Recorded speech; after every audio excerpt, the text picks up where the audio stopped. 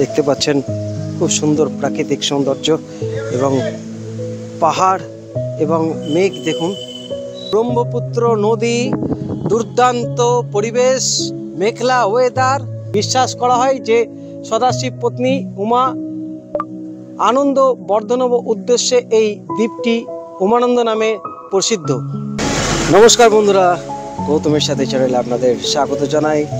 চলে এসেছি আর একটি নতুন ব্লগ নিয়ে। এই মুহূর্তে আমরা জানেন আসামে রয়েছি, নর্থ ইস্ট ইন্ডিয়া, এবং আজকে আসামের আমরা ব্রহ্মপুত্র নদীর দ্বীপে, ভারতবর্ষের একমাত্র ব্রহ্মপুত্র নদীর দ্বীপেই যে মন্দির রয়েছে উমানন্দ টেম্পল, আমরা সেই মন্দির দর্শন করতে চলেছি এবং সাথে পরিভ্রমণ। উমানন্দ টেম্পল মহাদেবের মন্দির, যেটা এখানে অবস্থান একমাত্র ভারতের নদীর উপর দ্বীপ, সেই মন্দির দেখতে আমরা যাচ্ছি। হোপ ফর দ্য বেস্ট, দেখা যাক আগে কী হয়। এখন আমরা চললাম উমানন্দ টেম্পল। এটা একটা রোমাঞ্চকর, কারণ আমরা ব্রহ্মপুত্র নদীর ওপর দিয়ে আমরা বোটিং করে যাব। তো দেখা যাক, এখানে কচিকাচারাও রয়েছে, তারাও খুব এনজয় করবে এই ব্যাপারটা। এই দেখি উমানন্দ টেম্পল কেমন লাগছে। অন্তিকদার সুকন্যা রয়েছে, ও কিন্তু রীতিমতো মোবাইলে ব্যস্ত এখন। কি বলছি বল, কোথায় যাচ্ছিস? আমরা যাচ্ছি বোটে। ভালো লাগছে, আমাদের তো 3 নম্বর স্পট এবার যাচ্ছি উমানন্দ টেম্পল। ফার্স্ট ভালোই লাগছে খুবই। মায়ের দর্শন তো করলেন, আপনিও দাঁড়িয়ে থেকে। হ্যাঁ, 13 ঘন্টা অপেক্ষা করার পর মায়ের দর্শন পেলাম, এটা আমাদের কাছে বিশাল সৌভাগ্য। আর মায়ের ইচ্ছা ছাড়া কোনো কাজ হয় না। একদমই তাই। মায়ের শক্তি আমাদের উপর ছিল, সেই জন্য আমরা দর্শনটা করতে পেরেছি। আর আমরা হলাম ভ্রমণ পিপাসু মানুষ, ভ্রমণ করতে ভালোবাসি। এখনো পর্যন্ত ঠিক আছে। ওয়েদার কেমন থাকে তাহলে ভালোই ঘোরা হবে আবার। হ্যাঁ বন্ধুরা, আমরা চলেছি এখন ব্রহ্মপুত্র নদীতে লঞ্চ করে উমানন্দ টেম্পল। দেখতে পাচ্ছেন সবাই রেডি, কিন্তু লঞ্চে চেপে আমাদের দ্বীপে যেতে হবে। পাহাড় কিন্তু খুব একটা উঁচু লাগছে না, কিন্তু মেঘ খুব কাছে এখানে। দেখুন পাহাড়ের মধ্যে মেঘ, দারুণ দৃশ্য।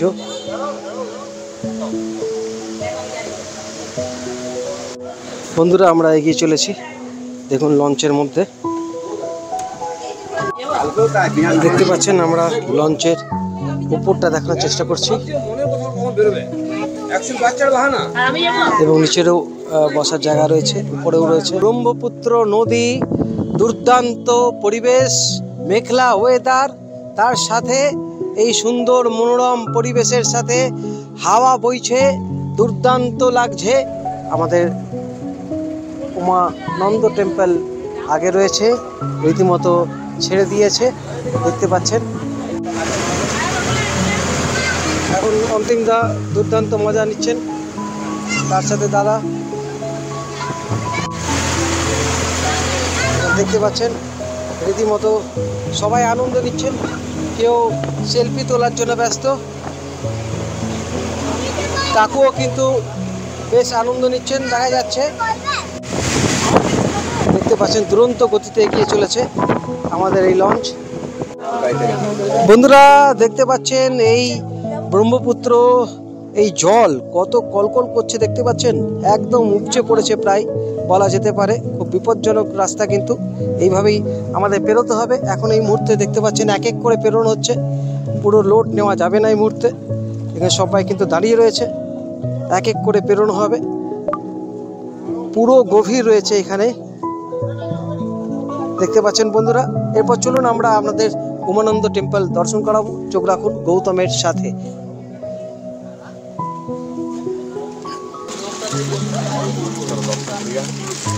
এই যে মন্দিরের গেট, দুর্দান্ত পরিবেশ, একদম নদী দ্বীপে রয়েছে এই উমানন্দ টেম্পল। চলুন আপনাদের সব দেখাবো। বন্ধুরা, শ্রী শ্রী উমানন্দ দেবালয়। উমানন্দ দেবালয় গুয়াহাটি মহানগরে উত্তর দিশত ব্রহ্মপুত্র নদীর মাঝখানে ময়ূর দ্বীপ বা ভস্মাচল পাহাড়ের শিখরে অবস্থিত। আরও প্রাচীন কামরূপ বিশাল ইতিহাস বিজড়িত এই প্রাচীন শিব মন্দির অহোম রাজা স্বর্গদেউ গদাধর সিংহই 1694 খ্রিস্টাব্দে বিধ্বস্ত হোরা মন্দির পুনর্নির্মাণ করেছিলেন। বিশ্বাস করা হয় যে সদাশিব পত্নী উমা আনন্দ বর্ধনব উদ্দেশ্যে এই দ্বীপটি উমানন্দ নামে প্রসিদ্ধ। এজন ইংরেজ বিষয়ে এই দ্বীপটির নাম ময়ূর দ্বীপ রেখেছিলেন, কারণ এই দ্বীপের গঠন ময়ূর পাখির মতো, তাই কিন্তু এখানে এক ইংরেজ এই বিষয়ে দ্বীপটির নাম রেখেছিলেন ময়ূর দ্বীপ। তো বন্ধুরা, এই সেই আমাদের ঐতিহাসিক এক উমানন্দ টেম্পল আপনাদের সামনে তুলে ধরছি। আসুন আমার সাথে, এই ইতিহাস রয়েছে এর মধ্যে, আপনাদের ইতিহাসটা জানালাম এবং এখন আপনাদের মন্দির দর্শন করতে নিয়ে যাচ্ছি। দেখতে পাচ্ছেন নদীর পাড়েই কিন্তু এই সুন্দর মন্দির রয়েছে। দুর্দান্ত মন্দির কিন্তু এই পাহাড়ের উপরে রয়েছে। পাহাড় দেখতে পাচ্ছেন আপনারা। এই মুহূর্তে পাহাড়ের ছবি নেওয়ার জন্য আমি বলছি ক্যামেরাম্যান সৌভিক নাগকে। দেখতে পাচ্ছেন দুর্দান্ত লাগছে কিন্তু পাহাড়ের এই কোলে কিন্তু এই মন্দির রয়েছে। পাহাড় দেখুন এই মুহূর্তে এখানে কিভাবে পাহাড়গুলো রয়েছে একের পর এক, আর তার সাথে এখানে নদী। বন্ধুরা দেখতে পাচ্ছেন এইভাবে পাহাড়ের মতো স্টেপ বাই স্টেপ পাথর দিয়ে সিঁড়ির মতো করা হয়েছে। এই সবাই এখন উঠছেন মন্দিরে। বন্ধুরা চলে এসেছি এই উমানন্দ টেম্পল। হর হর মহাদেব।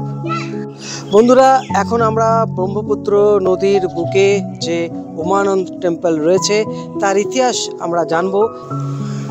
এই পাহাড়ের নাম ভস্মাচল। এইখানে মহাদেব কামদেবকে ভস্ম করেছিল, ওই জন্য পাহাড়ের নাম ভস্মাচল। কামদেবের স্ত্রী ছিল রতি দেবী। রতি দেবীর কাকতি মিনাটি প্রসন্ন হয়ে মহাদেবের কামদেবকে পুনর্জীবিত করেছিল, ওই জন্যে আসামের প্রাচীন নাম কামরূপ। আচ্ছা ওইটা একটা জনশ্রুতি দাপর যুগের কথা। আচ্ছা দাপর যুগে এই পাহাড়টা গুয়াহাটির সঙ্গে সংযোগ ছিল। আচ্ছা গুয়াহাটির নাম ছিল প্রাগজ্যোতিষপুর। আচ্ছা ওই সময় প্রাগজ্যোতিষপুরে একজন মার্চেন্ট ছিল। মার্চেন্টের অনেক গাই ছিল, ওর মধ্যে একটা কামধেনু গাই ছিল। আচ্ছা কামধেনু গাই সকালে বাইরে সন্ধ্যা ঘুরে যায়, দিনভর কোথায় থাকে কি করে কেউ জানে না। ওইটা চিন্তা করা সদাগর গাইটার পিছনে লোক লাগাইল। আচ্ছা লোকসভা আসে, দেখাই যে জায়গায় শিবলিঙ্গর পকট হয়েছে ওই জায়গায় একটা বেলগাছ ছিল, বেলগাছের গোড়ায় দুধ দেয় গাইটা। ওইটা দেখে ওনারা গিয়া সরকারে বললে, সরকার খুব ঘুরানি আসে জঙ্গলের ওর বেল গাছের নিচে দুধ দেওয়ার সময় গাইটাকে দেখলো। তখন সদাগর চিন্তা করলো জরুর এই বেলগাছের নিচে কোনো অমূল্য সম্পদ আছে। ওইটা চিন্তা করে খানা শুরু করল। খানার পরে বেল গাছটা পড়ে গেল, নিচের থেকে জনিপে নিয়ে শিবলিঙ্গ বাইরে গেল। গভীর নিদ্রায় পড়ে সদাগর। মহাদেব ওকে স্বপ্ন দেখায় যে আমি অতদিনে মানব দৃষ্টি থেকে অন্তর্ধান ছিলাম, তুমি আমাকে মানব দৃষ্টিতে ফেলাইলো, তুমি ফালতু চল, যদি আমাকে এখানে প্রতিষ্ঠা করো। আচ্ছা ওইটা হুমকি পাই, সরকার চিন্তা পড়ে গেল। আর ওই রাত্রে প্রচণ্ড ভূমিকম্প হয়। আচ্ছা ওই ভূমিকম্পের ফলে ওই পাহাড়টার ওই প্রশান্ত ভাঙে নদী সৃষ্টি হয়েছে। আচ্ছা ওইটা মাঝখানে এটা তাপু হয়ে গেল। আচ্ছা তখন সরকার উপায়ন্তর হয়েছে এক শীতকালে যেন এই নদীকে পানি কমে যায়। ওই সময় জাহাজ বোট কিছু ছিল না, হ্যান্ডবোট ছিল। হ্যান্ডবোট নিয়ে আসে একটা জুপরা মন্দির বানাই দেয়।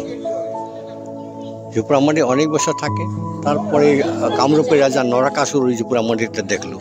এই দাপর যুগের কথা ওইটা। নরকাসুর ওইটা জুপরা মন্দিরটা ভাঙি দিয়া এখানে একটা পাথরের মন্দির নির্মাণ করলো। আচ্ছা পাথরের নির্মাণ করে এই নরকাসুর সময় কোনো সময় আসে, পূজা করে চলে যায়, এইরকম অনেক বছর থাকে।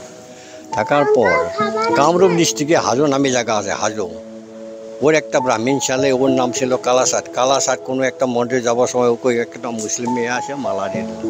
যখন মুসলিম মেয়ে মালা দিয়ে দিল তখন ওই মেয়েটাকে ওই কালাসাট বিয়ে করলো। তখন হিন্দু সমাজের থেকে ওই কালাসাটকে বহিষ্কার করলো। আচ্ছা যখন কালাসাটকে বহিষ্কার করলো তখন কালাসাট রাগে খোঁগে আসামের বহুত প্রাচীন মন্দির ভাঙি দেয়। ওই সময় বাবার মন্দিরেও ও ভাঙি দিয়েছিল। আচ্ছা তারপর এই সময় দিল্লি শাসন করলো মুঘল, ওই সময় আসাম শাসন করছিল আহোম রাজ গদাধর সিংহ 1616 এই মন্দিরটা প্রতিষ্ঠা করে, বা নতুন বানায় 1616। নিত্য পূজা সকালে হয় একবার হয়, সন্ধ্যা আরও স্নান হয়, আরতি হয়, রাত্রে হয় এটা। মন্দির খোলা থাকে সন্ধ্যা 5টা পর্যন্ত, আচ্ছা 5:30 সকাল পর্যন্ত। কটা থেকে? সকাল 6টা থেকে? সকালে 6টার থেকে খোলা থাকে মন্দির। অম্বুবাসী কামাখ্যা অম্বুবাসী লেগে ওই যাত্রীটা আমার মন্দির দর্শনের জন্য আসছে। আচ্ছা ওর কামাখ্যার ভৈরব হইল ওইটা আচ্ছা উমানন্দ। আচ্ছা কামাখ্যার ভৈরব উমানন্দ, ওই জন্যে ফার্স্ট টাইম উমানন্দ দর্শন করে কামাখ্যার মন্দির দর্শন করতে লাগে। আচ্ছা। তো বন্ধুরা আমরা ঘুরে এলাম এবং এই যে সফর আপনাদের কেমন লাগলো অতি অবশ্যই জানাতে ভুলবেন না। আপনারা অতি অবশ্যই কিন্তু এই ব্রহ্মপুত্র নদীর যে মন্দির উমানন্দ টেম্পল রয়েছে আপনারা অতি অবশ্যই দর্শন করে যান। আর এই মুহূর্তে আমরা পৌঁছে গেছি। আমরা এরপর আবার এক নর্থ ইস্ট ইন্ডিয়ার অন্য জায়গায় ঘুরতে যাব। চোখ রাখুন গৌতমের সাথে, এইভাবেই পাশে থাকুন, দেখতে থাকুন, আশীর্বাদ করুন। আজকের মতো এখান থেকে বিদায় নিচ্ছি। আপনারা ভালো থাকুন, সুস্থ থাকুন, ধন্যবাদ।